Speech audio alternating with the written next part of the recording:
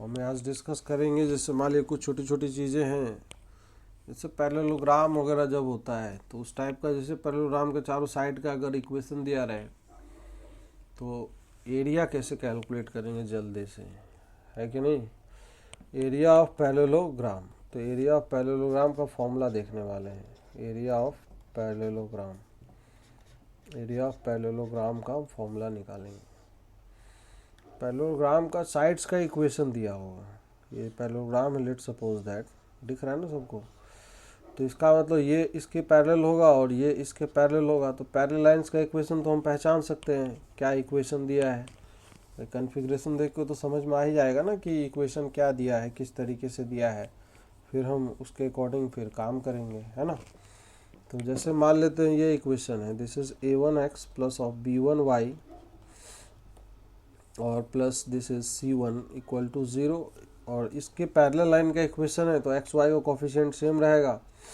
ये a1x plus of b1y plus of this is c2 equal to 0, constant term में difference. दूसरे line का इसका इक्वेशन मान लेते हैं, this is a2x plus of b2y plus of मान लेते हैं d1 इज इक्वल टू 0, और इस लाइन का जो इक्वेशन है, इस लाइन का इक्वेशन है sir a2x plus of this is b2y और plus of this is what d2 is equal to 0। यही समझ में आ रहा है ना, दोनों पैरेलल लाइन दिख रहे हैं दोनों सेट का। अब इसका हमें एरिया कैलकुलेट करना है, how to calculate the area. किसी के दिमाग में कुछ अगर आइडिया आ रहा हो तो कैसे बता। क्या पढ़े थे सॉल्यूशन ऑफ ट्रायंगल के अंदर, सर हमने ये पढ़ा था कि एक्चुअली में क्या होता है। एक्चुअली में ये जो होता है चीज़ें, इसका एरिया ऑफ ट्रायंगल क्या हो जाएगा, तो इसका ए बी साइन थीटा हो जाएगा। तो इसीलिए एरिया ऑफ पैरेललोग्राम जो होगा यहाँ पे, एरिया ऑफ पैरेललोग्राम हो जाएगा twice of area of the triangle, area of triangle होगा, है कि नहीं। तो this is 2 times area of the triangle क्या हो जाएगा, half A B sine theta हो जाएगा। इसका मतलब 2 से 2 कट गया, तो ये एरिया पैरेललोग्राम का जो फॉर्मूला यहाँ पे आएगा, दिस इज इक्वल टू क्या आएगा, A B into sine of theta आ जाएगा, है कि नहीं। तो ठीक है, साइड लेंथ ये है, ए और बी है। तो सर अगर हम बात करें, समझिएगा इस चीज़ को, अगर यहाँ से अगर परपेंडिकुलर इस पे ड्रॉप कर दे, इस यहाँ से इस पे परपेंडिकुलर ड्रॉप कर दे, ये लेंथ हम निकाल सकते हैं। दिस लेंथ इज मान लेते हैं P1 है और ये साइड लेंथ B है, और ये एंगल तो निकाल सकते हैं क्योंकि दोनों लाइन का अगर स्लोप पता है तो we can calculate the value of angle, tan theta का वैल्यू आ जाएगा, तो फिर साइन थीटा वगैरह एवरीथिंग कैलकुलेट हो सकता है। समझ में आ रहा है। तो ये B भी आ जाएगा निकल के। इस ट्रायंगल का नाम दे देता हूँ मैं, A मान लेते हैं, B है, ये C है और ये D है, और यहाँ से इस पे परपेंडिकुलर M ड्रॉप किया गया है, और सिमिलरली यहाँ से हम इस पे भी परपेंडिकुलर ड्रॉप कर रहे हैं, इस साइड पे भी, इस साइड पे यहाँ से परपेंडिकुलर ड्रॉप करेंगे तो हमें इसके एक्सटेंशन पे इस तरीके से ड्रॉप करना पड़ेगा। इस चीज़ को समझिएगा सभी लोग। अब यहाँ से अगर देखें तो ये इसको आगे प्रोड्यूस करना होगा, तो ये यहाँ पे आके मीट करेगा। समझ में आ रहा है ना, ये कोई इसमें दिक्कत नहीं ना है, इतना सभी को क्लियर होना चाहिए। अब ये साइड लेंथ ए है, तो अब हमें ये बताइए सभी लोग कि ये एंगल अगर थीटा है तो सर ये भी एंगल थीटा होगा।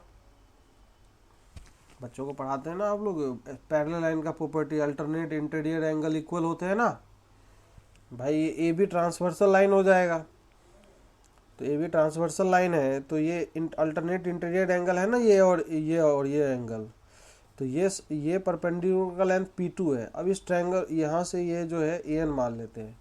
ट्रायंगल ADM को अगर कंसिडर करें, ट्रायंगल ADM एक राइट एंगल ट्रायंगल है, तो हम P1 लेंथ और B में रिलेशन निकालने वाले हैं। तो साइन थीटा का वैल्यू क्या लिख सकते हैं, sine theta equal to P1 upon B हो जाएगा। तो B का जो वैल्यू है ये P1 क्या आएगा, दिस इज कोसेक थीटा हो जाएगा। समझ में आ रहा है ना ये। अब सिमिलरली अगर कॉमन सेंस लगाए, A का वैल्यू इस ट्रायंगल में, triangle ANB, triangle ABN, triangle ABN में कंसीडर करिए, तो in the similar manner sine theta लगाएंगे, P2 अपॉन A होगा, तो इसका तो A का वैल्यू क्या आ जाएगा, this is P2 cosec theta हो जाएगा, this is P2 cosec of theta. तो अब क्या है कि कहानी ख़त्म हो गया। अब एरिया पैरेललोग्राम जो है अभी अभी हमने ड्राइव किया था, इधर एरिया पैरेललोग्राम का फॉर्मूला लिखने वाले हैं। समझ में आ रहा है सभी को। तो area of this is parallelogram का फॉर्मूला क्या लिखने वाले हैं sir, A B sine theta, A B into this is sine theta. और ए बी को हम किस में ट्रांसफॉर्म करने वाले हैं, हम ए बी को चेंज करने वाले हैं किस फॉर्म में, ए बी को परपेंडिकुलर के फॉर्म में। तो ए का वैल्यू लिखेंगे तो इसका मॉड वैल्यू भी आएगा, एरिया होता है पॉजिटिव, तो A is P2 cosec theta and B is what, this is P1 cosec theta, और इनटू में क्या है, ये साइन ऑफ थीटा है। अब यहाँ से अगर देखें तो ये इससे ये टर्म कैंसिल आउट हो जाएगा, तो ये एरिया ऑफ पैरेललोग्राम का फॉर्मूला क्या आ गया, P1 P2 अपॉन में क्या आ गया, this is sign of theta. ये बच्चों को पढ़ाना भी होता है, बताना भी होता है कि एक्चुअली में एरिया ऑफ पैरेललोग्राम का ये फॉर्मूला होता है P1 P2 by sine theta. मतलब P1 इज व्हाट, दोनों लाइन, दो परपेंडिकुलर लाइन के बीच का डिस्टेंस है, P2 इज व्हाट, दो अपोजिट परपेंडिकुलर लाइंस का बीच का डिस्टेंस है। साइन थीटा मतलब दोनों के साइड के बीच का एंगल है, ये है कि नहीं साइन थीटा। तो अब P1 भी निकाल सकते हैं कोऑर्डिनेट ज्योमेट्री के हेल्प से, P2 भी निकाल सकते हैं।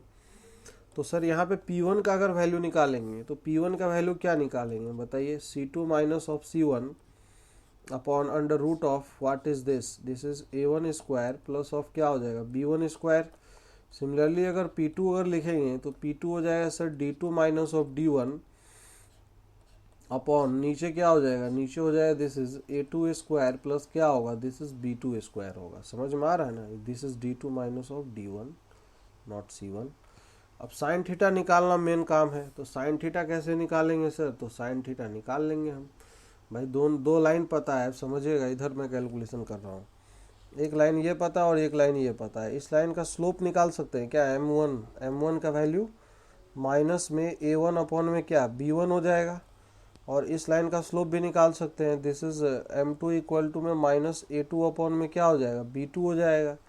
अरे समझ में आ रहा है, और ये दोनों के बीच का एंगल थीटा है, तो एंगल बिटवीन लाइंस का फॉर्मूला लगेगा अब। तो एंगल बिटवीन लाइंस का formula tan theta equal to क्या हो जाएगा, this is M2 minus of M1 upon में 1 प्लस M1 M2। थोड़ा सा कैलकुलेशन है लेकिन रिजल्ट बहुत सिंपल आता है। हम इसको समझाने के लिए इतना कर रहे हैं कि इसमें बहुत कुछ सीख रहे हैं ना, कई सारी चीज़ें रिवाइज हो रही है, टेक्निक सीख रहे हैं कि यही एक्चुअली पढ़ाई का असली मतलब है। खाली फॉर्मूला से क्या होता है, कुछ नहीं होता, उतना ही समझ में आता है जितना वहाँ पे दिखता है। फिर ना उसके अंदर की चीज़ें पता होती है, ना बाहर की चीज़ें पता होती है, और ना एनालिसिस हम करना सीख पाते हैं। और नीचे हो जाएगा 1 प्लस A1 A2 अपॉन में नीचे दिस इज B1 B2 आएगा, है कि नहीं। अब इसमें जो है इसको अगर मल्टीप्लाई कर देंगे तो ये आ जाएगा ऊपर A1 B2 माइनस में क्या आएगा, दिस इज A2 B1, और नीचे क्या आ गया इसका मॉड वैल्यू, और नीचे आ गया sir A1 A2 plus B1 A1 A2 plus this is B1 B2 आ गया। तो ये आ गया किसका वैल्यू, tan थीटा का। तो अब ये tan थीटा का वैल्यू है, तो अब क्या साइन थीटा निकाल सकते हैं क्या, बिल्कुल। ये है अगर थीटा तो ये वैल्यू पता है और ये वैल्यू पता है, तो क्या ये निकाल सकते हैं कि नहीं। तो ये हो जाएगा किसका काम करेगा, तो ये वैल्यू कैसे होगा, under root of this square plus this square. तो ये h का वैल्यू हो जाएगा यहाँ पे इस ट्रायंगल में under root of this is A1 B2 इसका स्क्वायर प्लस क्या आएगा, दिस इज इसका square plus this is A2 B1 इसका स्क्वायर, और फिर क्या होगा minus 2 times of this is A1 B2 and this is A2 B1, है क्या नहीं। थोड़ा भयंकर सा एक्सप्रेशन बनेगा लेकिन सिंपल हो जाएगा, वो सिंप्लीफाई हो जाएगा। A1 स्क्वायर A2 स्क्वायर फिर B1 स्क्वायर B2 स्क्वायर, और फिर प्लस में आएगा this is 2 times A1 A2 plus B1 B2 आएगा, है कि नहीं। इस तरीके से आ जाएगा, इसमें कोई आपत्ति और समस्या वाली बात नहीं। अब यहाँ पे अगर देखें तो ये जो टर्म है ये प्लस नहीं इनटू रहेगा, दिस इज इनटू। तो ये जो टर्म है ये इससे कैंसिल आउट हो जाएगा क्योंकि दोनों सेम है। अब कॉमन आएगा यहाँ पे टर्म्स में कुछ चीज़ें कॉमन आने वाली है, समझ में आ रहा है क्या क्या कॉमन आने वाला है। वो कॉमन टर्म्स कैसे आएगा, इसमें अगर कॉमन दिख रहा होगा और फिर सिमिलरली इसके और इसके अंदर कॉमन आएगा, तो ये जो हो जाएगा अंडर रूट ऑफ, इसको सिंप्लीफाई अगर करेंगे तो ये आ जाएगा दिस इज सिंप्लीफाई होके A1 स्क्वायर कॉमन आ रहा है और बचेगा A2 स्क्वायर प्लस क्या बचेगा b2 स्क्वायर। सिमिलरली इसमें और इसमें क्या कॉमन आएगा, b1 स्क्वायर कॉमन आएगा, तो प्लस b1 स्क्वायर और फिर बचेगा a2 square plus of b2 square. तो ये अंदर फैक्टराइज हो जाएगा, this will be a1 square plus of b1 square और फिर अंडर रूट में ये बन जाएगा a2 square plus of b2 square. तो ये टर्म बन गया h का वैल्यू। अगर ये h का वैल्यू है और ये वैल्यू पता है, तो ये वैल्यू कितना था, a1 b2 minus of a2 b1, इसका मॉड वैल्यू। तो ये साइन थीटा का वैल्यू दिस अपॉन दिस होगा, है कि नहीं। तो एक्चुअली हमें यहाँ पे साइन थीटा ही तो चाहिए था इस फॉर्मूले के अंदर। यहाँ जो एरिया पैरेललोग्राम हम लिख रहे थे, इसको फर्दर अगर सिंप्लीफाई करने की कोशिश करें, यहाँ पे लिखे तो sir this is P1 P2 अगर लिखेंगे तो C2 माइनस C1 का मॉड वैल्यू अपॉन में नीचे under root of this is a1 square plus b1 square आएगा, और फिर ये under root of d2 minus d1 upon में under root of this is a2 square plus of b2 square. और फिर sine theta का वैल्यू लिखेंगे, तो साइन थीटा का वैल्यू अभी अभी हमने देखा था, साइन थीटा 1/साइन थीटा, मतलब कोसेक थीटा लिखना होगा। तो कोसेक थीटा लिखना होगा तो उसको उल्टा करके लिखेंगे, तो कोसेक थीटा का वैल्यू हो जाएगा क्या, p/h नहीं h/p हो जाएगा। तो ये h/h का value a1 square b1 square और इनटू में क्या था, इनटू में अंडर रूट में ये वही quantity a2 square plus of b2 square, और फिर नीचे में मॉड में क्या है, मॉड में नीचे में जो टर्म आया था क्या आया था, a1 b2 a2 b1। तो this is a1 b2 minus of a2 b1। अब हो गया, कहानी ख़त्म है, अब ज़्यादा कुछ नहीं है। अब दिख रहा होगा कि ये जो टर्म है और ये जो टर्म है ऊपर नीचे ये दोनों सेम है, कट गया, रूट पुट सब गायब हो गया। तो यहाँ से जो फॉर्मूला है ये दोनों मर्ज कर दीजिए अंदर अंदर ही, C2 माइनस C1 और into this is D2 minus of D1 upon में नीचे आ गया, दिस इज डिटर्मिनेंट वैल्यू है एक्चुअली में नीचे लिखा हुआ, अगर ध्यान से देखें तो डिटर्मिनेंट वैल्यू किसका है सर, a1 b1 और फिर a2 b2 है, ये इसका डिटर्मिनेंट वैल्यू है। तो इस पूरे वैल्यू का मॉड लेंगे, मॉड वैल्यू क्योंकि एरिया लिख रहे हैं ना तो पॉजिटिव है, तो यहाँ मॉड लगा देंगे। तो ये है एरिया ऑफ पैरेललोग्राम का फॉर्मूला। अब कई लोग का दिमाग पगला गया होगा इतने देर में कि क्या क्या किया, इतना कैलकुलेशन कुछ नहीं किए हैं, बस स्टेप बाय स्टेप करते गए हैं। अब हम बताते हैं कि एक्चुअली में हमने क्या किया और क्या निकाला और हमें क्या करना है एक लाइन में, आप लोग को क्या याद रखना है। ये तो हो गया डेरिवेशन, कहाँ से आया पूरा उसका कहानी, राम कहानी। तो एक्चुअली में जो अभी हमने निकाला है, जो कैलकुलेशन निकल के आया है, उस चीज़ को अगर हम समझे और कोशिश करें तो क्या है एक्चुअली में, समझिए। मैं फिर से एक बार लिख रहा हूँ, दिस इज लाइन का इक्वेशन क्या था, a1x b1y plus of c1 this is equal to 0, और इसी के पैरेलल जो दूसरे लाइन का इक्वेशन था, this is a1x plus of b1y plus of c2 equal to 0, और इस लाइन का इक्वेशन क्या था, इस लाइन का इक्वेशन क्या है दूसरी साइड में, a2x plus of b2y plus of क्या है, this is d1 equal to 0, और इधर लाइन का इक्वेशन था a2x plus of b2y plus of this is d2 equal to 0, यही है ना। तो एरिया पैरेललोग्राम का फॉर्मूला क्या है, एरिया पैरेललोग्राम बताइए, सभी लोग बताइए। फॉर्मूला है C2 माइनस C1, देखिए इधर कांस्टेंट टर्म्स का डिफरेंस, इसका difference, this is C2 minus C1, फिर इसका डिफरेंस D2 माइनस D1। तो ये D2 माइनस D1 दोनों पैरेलल लाइंस के बीच के कांस्टेंट का डिफरेंस है कि नहीं। और फिर नीचे में जो टर्म है, नीचे में जो टर्म है वो टर्म क्या है, नीचे में टर्म है डिटर्मिनेंट वैल्यू इसका एक्स वाई का कोफिशिएंट यहाँ पे, और यहाँ पे जो एक्स वाई का कोफिशिएंट है उसका डिटर्मिनेंट वैल्यू है, मतलब a1 b1 छोटा 2/2 का डिटर्मिनेंट a1 b1, और नीचे फिर क्या है a2 b2 है, बस हो गया, इतना याद रखना है आपको। तो क्या कोई कठिन कार्य है क्या इसमें, कोई कठिन कार्य नहीं है, आसानी से याद रख सकते हैं। लेकिन ये फॉर्मूला याद रखेंगे तो बहुत काम आसान हो जाएगा, नहीं तो हालत ख़राब हो जाएगा निकालते निकालते। नहीं तो लोग ऐसे जनरली क्या करेंगे, जिसको नहीं पता रहेगा ये फॉर्मूला वगैरह, तो वो तो ये करेगा, ये कोऑर्डिनेट निकालेगा, दोनों लाइन को सॉल्व करके ये निकालेगा, फिर ये निकालेगा, फिर ये निकालेगा, फिर वो कोऑर्डिनेट ज्योमेट्री वाला फॉर्मूला लगाएगा, फिर उसका दिमाग पंचर हो जाएगा, फिर छोड़ देगा, वो पढ़ाई से विश्वास उठ जाएगा उसका। समझ में आ रहा है कि नहीं आ रहा है। तो ये सब जो बातें कर रहे हैं, छोटी छोटी बातें, ये समझ में आ रहा है कि नहीं आ रहा है।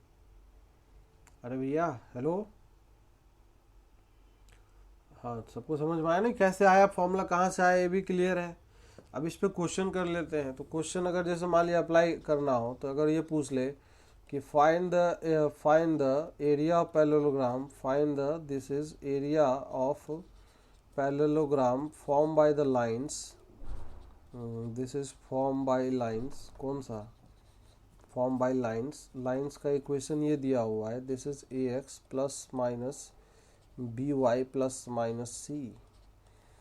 तो सर इसमें कहाँ 4 लाइन दिख रहा है क्या इसमें सभी लोगों को, पहले ये बताइए, इसमें 4 लाइन आएगा क्या, कैसे 4 लाइन आएगा सर, प्लस प्लस, फिर समझ में आ रहा है ना, फिर प्लस माइनस, फिर माइनस प्लस, फिर माइनस माइनस, तो 4 लाइन है इसके अंदर। तो 4 लाइन जो एक्चुअली पैरेलल लाइन ही आएंगे वो 4 लाइन से। तो जो भी है मतलब पैरेललोग्राम का ही तो स्पेशल टाइप रेक्टेंगल भी हो गया, पैरेलल स्क्वायर भी हो गया, तो सब के लिए फॉर्मूला वैलिड रहेगा, चाहे स्क्वायर हो रेक्टेंगल हो, है कि नहीं। तो क्योंकि पैरेललोग्राम का ही स्पेशल टाइप बाकी लोग होता है। तो इसका एरिया सभी लोग निकाल के बताइए क्या आंसर आ रहा है। ए बी सी के टर्म्स में आएगा, निकालिए फटाफट, फॉर्मूले में रख के देखते हैं कि रख पाते कि नहीं सही सही, हमें तो ऐसा अप्लाई करने आना चाहिए। तो यहाँ जो है पहले पैरेललोग्राम बना लेंगे। तो अब पैरेलल लाइंस का क्या होगा, A X plus B Y plus C equal to 0, तो इसके जस्ट इस साइड क्या होगा, X Y plus B Y minus C equal to 0, और इधर क्या होगा, X minus B Y plus C equal to 0, तो इधर क्या हो जाएगा, A X minus B Y, parallel lines को साथ में रखने हैं, ठीक है ना। तो यहाँ पे एरिया का फॉर्मूला है, एरिया पैरेललोग्राम अगर लिखेंगे तो क्या आएगा, एरिया पैरेललोग्राम बताइए। कांस्टेंट उनका डिफरेंस सी और सी का डिफरेंस सर ऊपर 2c, और फिर इस दोनों का डिफरेंस लेंगे तो ये हो जाएगा 2c, इसका मॉड वैल्यू लिखेंगे ऊपर, और नीचे भी इसे डिटर्मिनेंट आएगा, इधर ए बी और इधर का कोफिशिएंट सर ए और माइनस बी, ये डिटर्मिनेंट वैल्यू छोटा सा डिटर्मिनेंट, और इधर कैलकुलेशन बाकी कर देंगे तो आंसर आ जाएगा, है कि नहीं।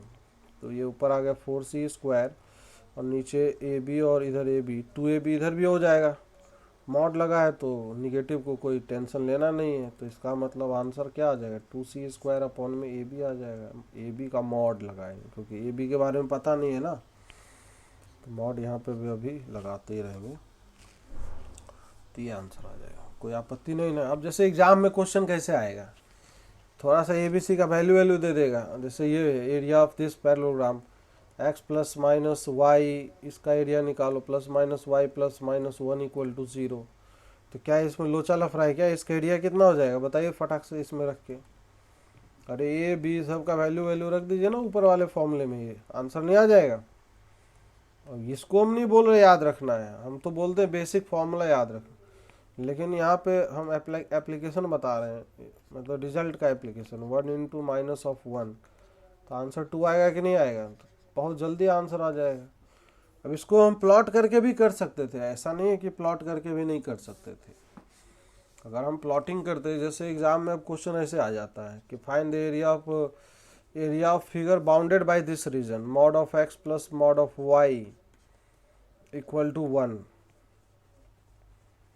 तो find area of figure, question ये है, चलिए सभी लोग निकाल के बताइए, find area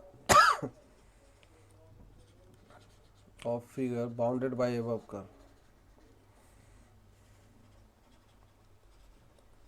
bounded by above curve,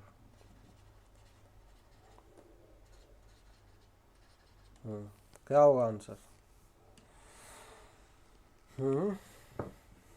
sir ये क्या बता दिया आपने, अजीब सा लग रहा है ये, एक्चुअली 0 आएगा, बहुत सही, 0 एरिया आएगा, आज तक देखे।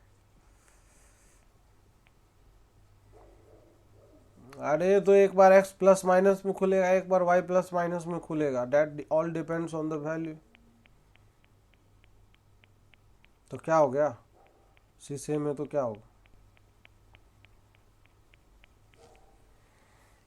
तो इसका एरिया एक्चुअली में इससे बाउंडेड कर्व कौन आएगा, स्क्वायर आएगा ना ये भाई, इसमें 4 लाइन छुपा हुआ है इसके अंदर, x को एक बार प्लस एक बार माइनस में, y को एक बार प्लस एक बार माइनस में, तो चक्कर क्या है, वही चीज़ 4 लाइन नहीं है, मतलब एक लाइन ये आएगा अगर कोऑर्डिनेट एक्सिस पे प्लॉट करेंगे, दूसरा ये आएगा, फिर तीसरा ये लाइन आएगा, अभी इसको हम बात करेंगे जब कोऑर्डिनेट ज्योमेट्री पर उसमें जब फंक्शन वंक्शन पढ़ेंगे तो बताएंगे कैसे प्लॉटिंग व्लॉटिंग करना है। ये वाई एक्सिस, ये एक्स एक्सिस है, ये पॉइंट ये स्क्वायर बन जाएगा एक्चुअली। ये 1,0, ये 0,1 ऐसे करके काटेगा, ये हो जाएगा -1 0, और नीचे की तरफ क्या आएगा 0 -1 आएगा। तो ये जो बन रहा है ना, दिस इज ए स्क्वायर, एक स्क्वायर है। स्क्वायर का एरिया नहीं निकाल लेंगे हम सर, एक ट्रायंगल का एरिया निकाल लीजिए। ये जो ट्रायंगल है, ये जो ट्रायंगल है जिसको हम ग्रीन कलर से कर रहे हैं, समझ में आ रहा है ना। इस ट्रायंगल का एरिया निकाल के 4 गुना कर देंगे तो आंसर नहीं आ जाए, 4 गुना of this area 1/2 into base into height. Base है सर 1, हाइट भी 1 है, तो आंसर कितना आ गया 2 आ गया कि नहीं। कोई समस्या नहीं होनी चाहिए, एरिया जो है एरिया इक्वल टू यही हो जाएगा।